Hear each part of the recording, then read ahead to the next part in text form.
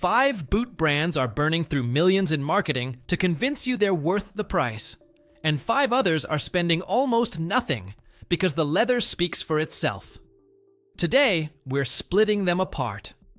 5 overhyped brands you're probably overpaying for right now, and 5 that are quietly delivering 2 or 3 times the value without a single influencer deal to their name. If you own boots, if you're thinking about buying boots, this is the video that's going to save you real money, or make you furious about what you've already spent. Over the past year, I've gone through teardown reports, factory sourcing documents, and independent material analyses on more boots than most people will own in a lifetime. I've compared bill of materials estimates against retail prices. I've tracked where the leather actually comes from versus where brands claim it comes from. And I've talked to cobblers, people who spend their days cutting open soles and restitching uppers, because nobody knows what a boot is really made of better than the person who has to fix it when it falls apart. What I've found is a pattern that repeats over and over. The brands spending the most on Instagram campaigns and celebrity partnerships are almost never the ones spending the most on materials and construction. And the brands producing genuinely exceptional footwear? Most of you have never heard of them. That's not an accident. That's the business model working exactly as designed. So here's how this is going to work. We start with the 5 overhyped brands, the ones where your money is funding everything except the boot on your foot. Then we flip the script and cover 5 brands that are doing the opposite. And I'll give you the numbers to prove every single claim. Let's get into it. Let's start with the brands emptying your wallet and giving you a fraction of what you paid for. First up on the overhyped list, Cole Haan. This is a brand that used to mean something. Pre-2013, when Nike still owned them, you could argue there was engineering behind the comfort technology. But Nike sold Cole Haan because it didn't fit the portfolio anymore. And since the Apex Partners acquisition, the focus has shifted dramatically toward lifestyle branding over build quality. Their boots retail between $200 and $350. Based on teardown estimates and comparable material sourcing, the bill of materials on most of their cemented sole boots sits somewhere around $30 to $45. That's not a typo. You're looking at a roughly 7-to-1 markup, and the construction method, cement lasting with no welt, means resolving is either impossible or costs more than the boot is worth. You're not buying a boot. You're buying a name that used to be attached to better engineering, and a foam sole that will compress and crack within 18 months of regular wear. The margin on these funds is the mall storefront, not the leather. Next, Timberland. And I know this one stings because the 6-inch wheat boot is iconic. It's cultural. But cultural relevance and build quality are 2 completely different conversations. Timberland's classic line uses what the industry calls corrected grain leather, which means the natural surface has been sanded down, and an artificial grain has been stamped on top to hide imperfections.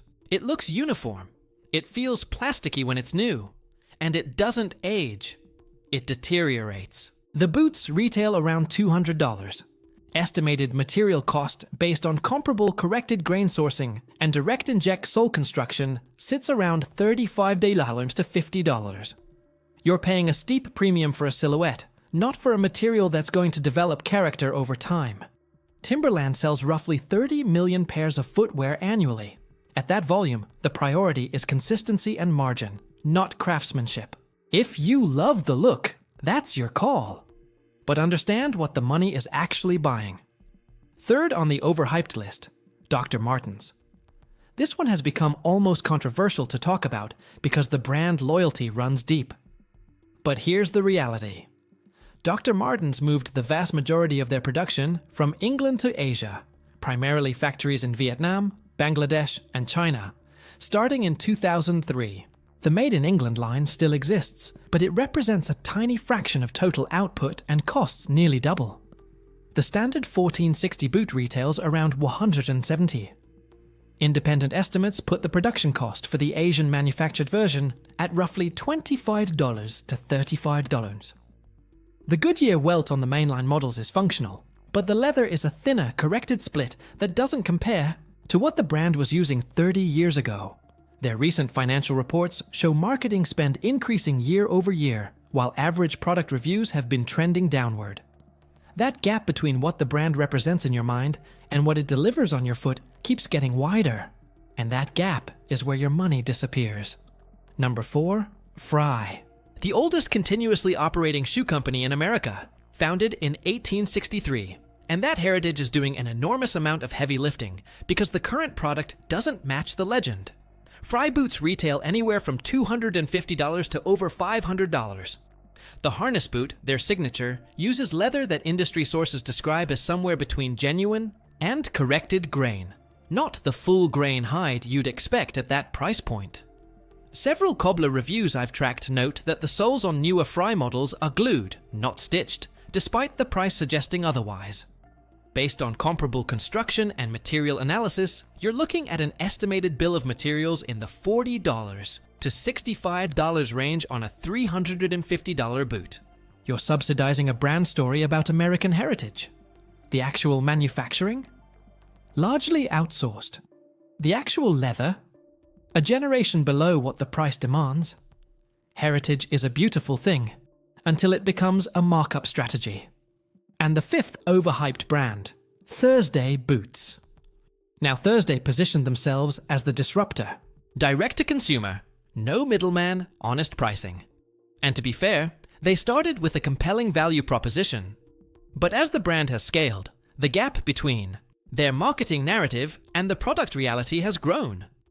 Their Captain boot retails around $200, and they claim it uses chrome-tanned full-grain leather with a Goodyear welt. That checks the boxes on paper. But cobblers and enthusiast communities have consistently noted that the leather quality is on the thinner side. The welt stitching can be inconsistent, and the cork filling in the sole tends to compress faster than expected.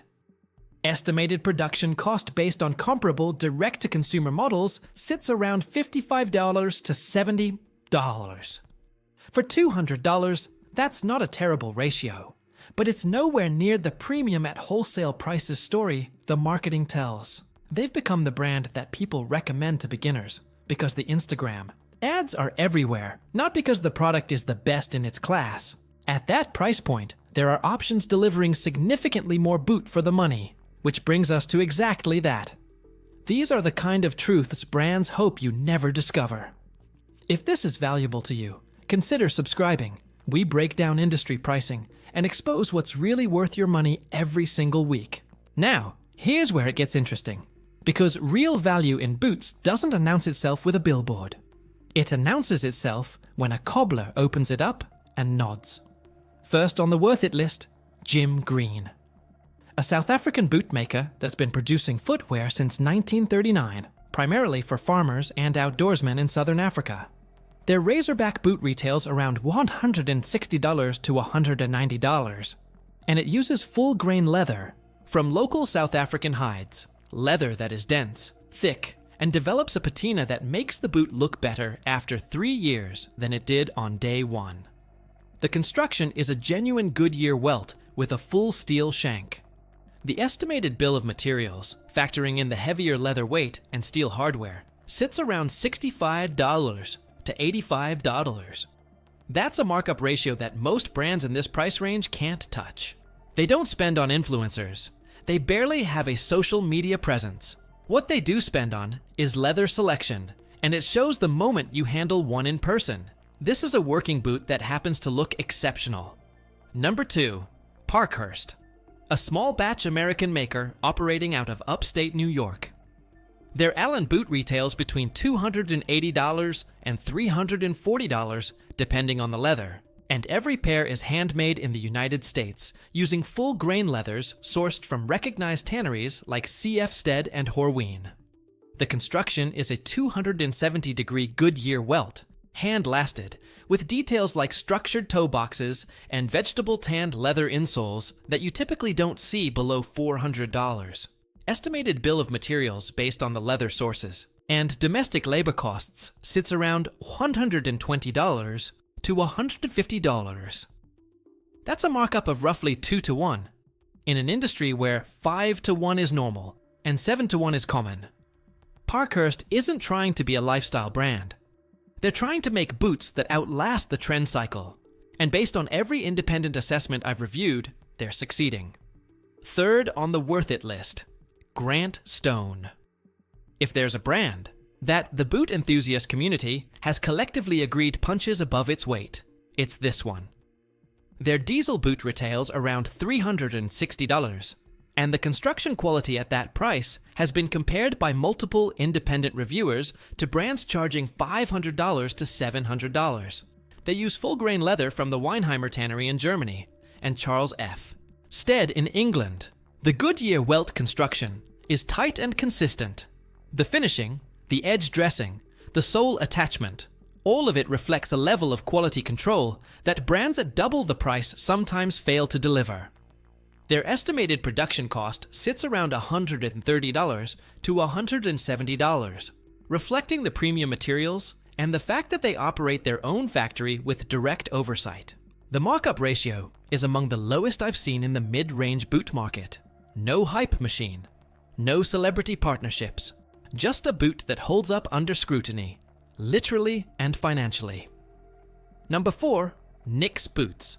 Based in Spokane, Washington, and handmade in the United States by people who have been building boots for wildland firefighters, loggers, and linemen for over a century. Their Robert model, which crosses into the heritage and casual market, retails between $400 and $520.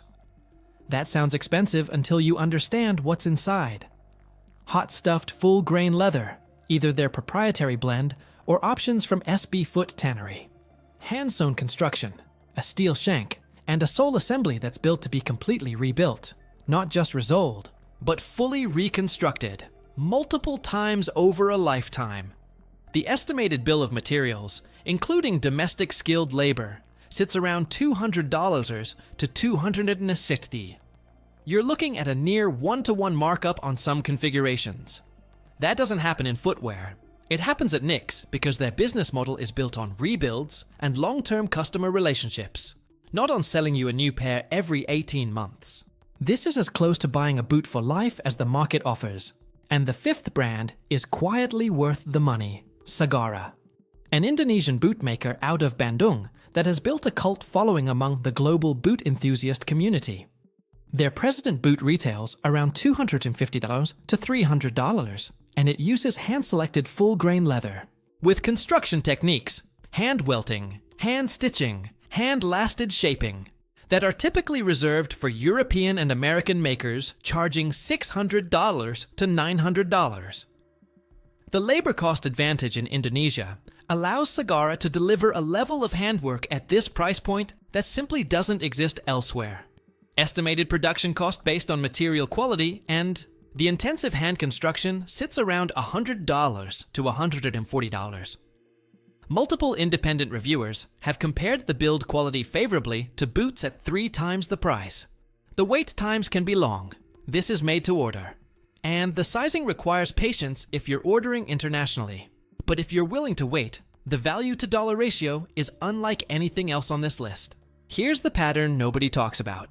The brands charging you the most are almost always spending the least on what actually touches your feet. And the brands delivering the most material value have the smallest marketing budgets.